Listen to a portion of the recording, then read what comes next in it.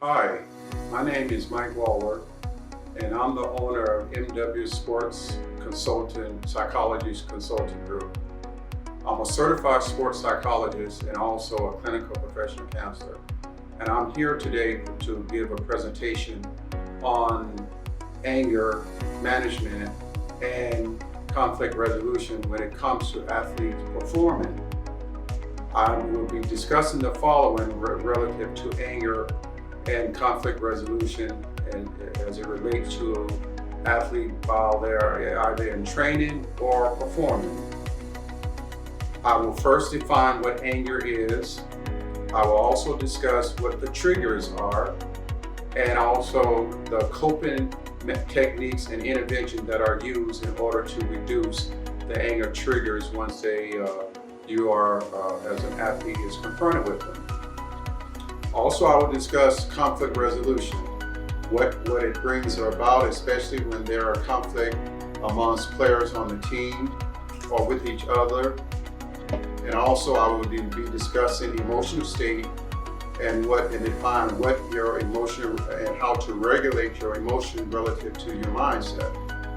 And lastly, as a part of the presentation, I will be discussing how to manage and control your emotional state, some of the tools and techniques that you need to use in order to avoid allowing your emotional state to be hijacked by your emotion and feeling that will interfere with your ability to perform relative to the sports that you're playing.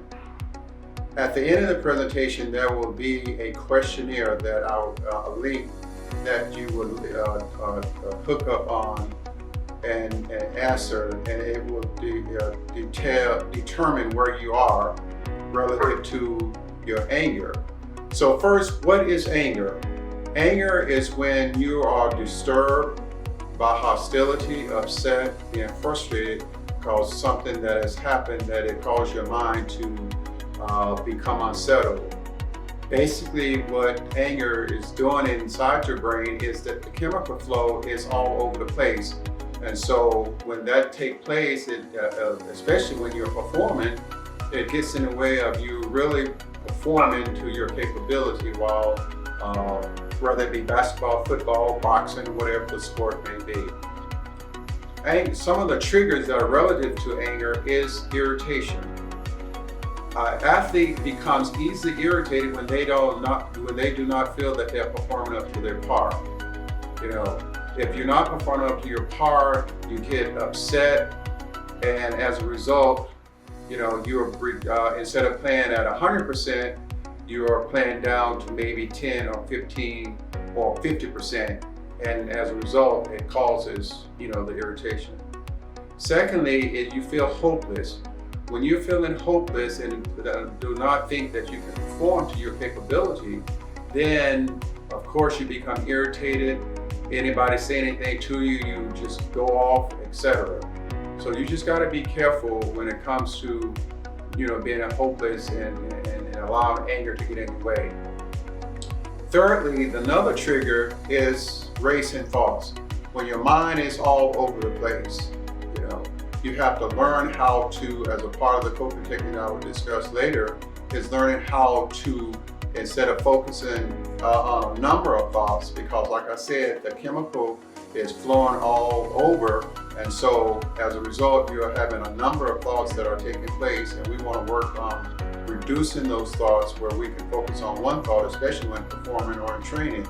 Because if you're training and and your mind is racing in training, and if you don't control that, it's going to go into your performance as well.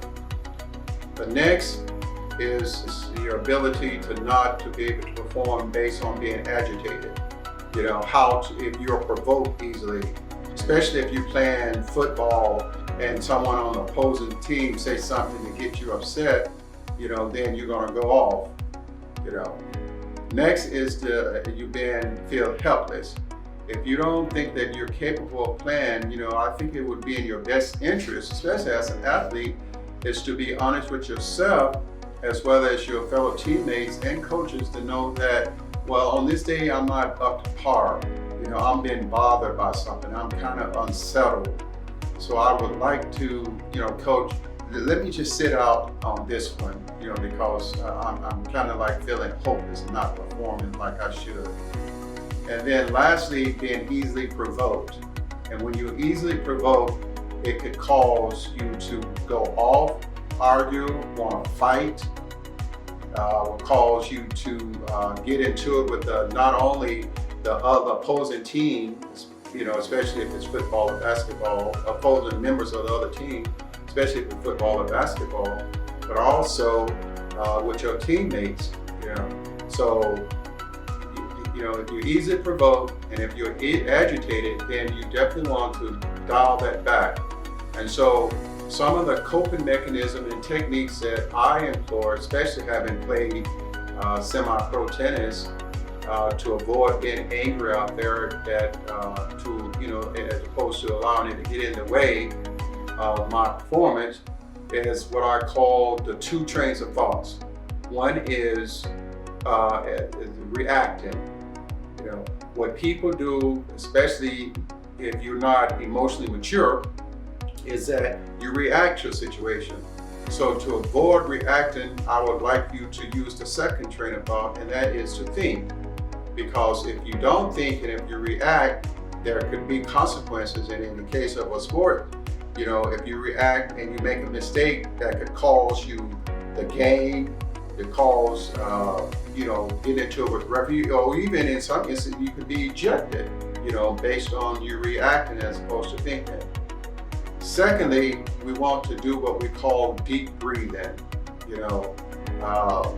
By deep breathing, I mean just simply breathe in through your nose, hold it for about 5 seconds, and then breathe out.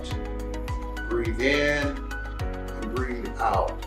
And as a result, what is taking place there, you are dialing back and dialing down the chemical flow, which I had mentioned earlier, that is all over the place. And so by you calming down and breathing, you are therefore reducing the chemical flow in your brain. The next thing you want to do is meditate.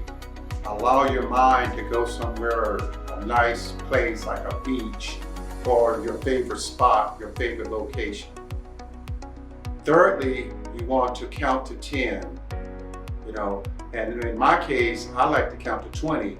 And to make it even harder for myself, I count to 20 backwards, 20, 19, etc. And the last thing is what I call is humming. And what humming does, it allows you to put your hand on your beneath your chest, and focus on that by closing your eyes.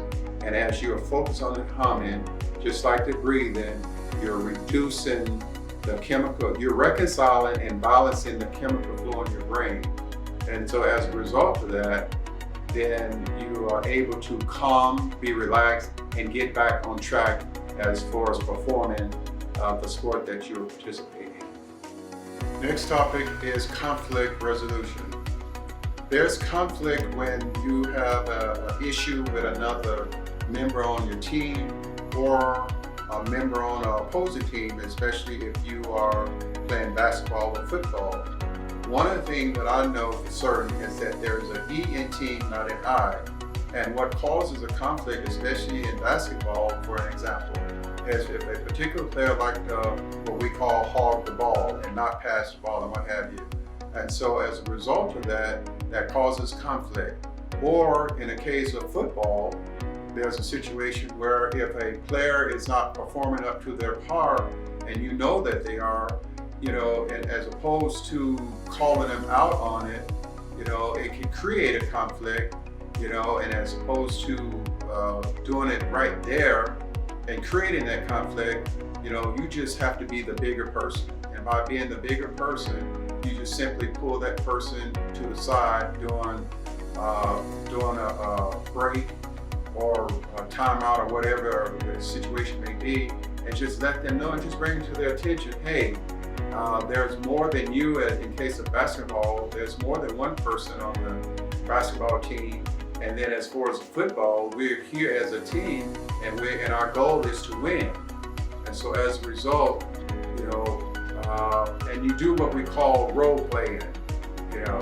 And the role playing between you and that person is you get a chance to let that person see, do you, and as a result, when you see yourself in that person on how you are making the mistakes or doing what you're doing, then it could bring something to your attention. And so through role playing, and another role play is it could be done with a team. For example, if there are 5 players on a basketball team or 11 players on a football team, each person selectively choose another player on the team for what they have observed, and as they see that through role playing, then that way that person can see where they are making mistakes and what have you, and as a result of that, they can bring harmony back to the team and resolve that conflict. And that way there will be adults, mature adults on the team on the field in case of football or on the basketball court.